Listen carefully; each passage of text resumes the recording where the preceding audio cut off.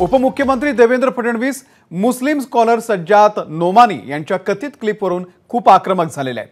फडणवीसांनी रात्री 10च्या सुमारास एक्स पोस्ट करत आज सकाळी 10:30 वाजता झोपलेल्यांना जाग करण्याचं आवाहन केलंय।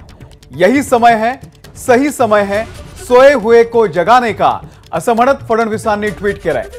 आज सकाळी 10:30 वाजता ते नेमकी कोणती भूमिका स्पष्ट करणार, हे झोपलेल्यांची झोप कशी उडवणार याची उत्सुकता आता लागून राहिलेली आहे।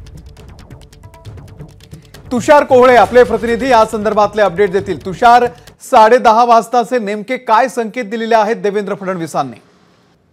अमोल, जर का आपण ते ट्विट बघितलं ना तर त्या ट्विटचा जो बॅकड्रॉप आहे तो काळा आहे आणि जो फॉन्ट वापरण्यात आलेला आहे तो भगव्या कलरचा वापरण्यात आलेला आहे आणि त्यामध्ये सोहे हुए को म्हणजे अनेक वचन म्हणजे एका मोठ्या समूहाला जाग करण्याचे संकेत दिलेले आहे।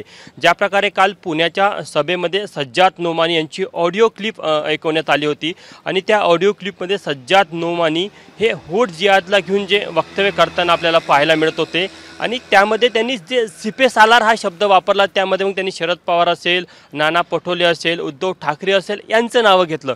त्यामुळे त्याच अंकाचा पुढचा अंक कदाचित आपल्याला आजच्या देवेंद्र फडणवीस यांच्या ट्विटमध्ये किंवा ते ज्या प्रकारे या संपूर्ण संदर्भात खुलासा करेल त्यामध्ये पाहायला मिळू शकतो।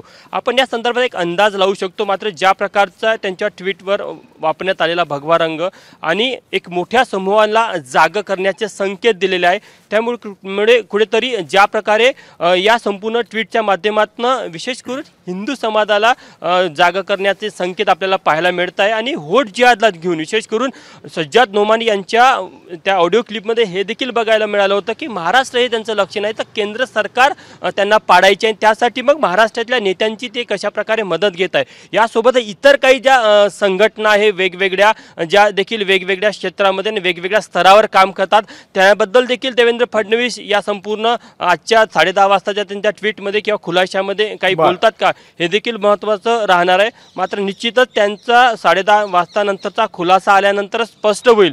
मात्र एक मोठी घडामोड आज 10:30 वाजता घडेल जे महाराष्ट्राच्या विधानसभा निवडणुकीवर पडसाद टाकणारे असेल, त्यामुळे निश्चितच 10:30 वाजता देवेंद्र फडणवीस नेमकं काय खुलासा करतात, काय वक्तव्य करतात ते पाहणं खूप महत्त्वाचं आहे। तुषार, धन्यवाद दिलेल्या या संपूर्ण माहितीबद्दल। एबीपी माझा, उघडा डोळे बघा नीट।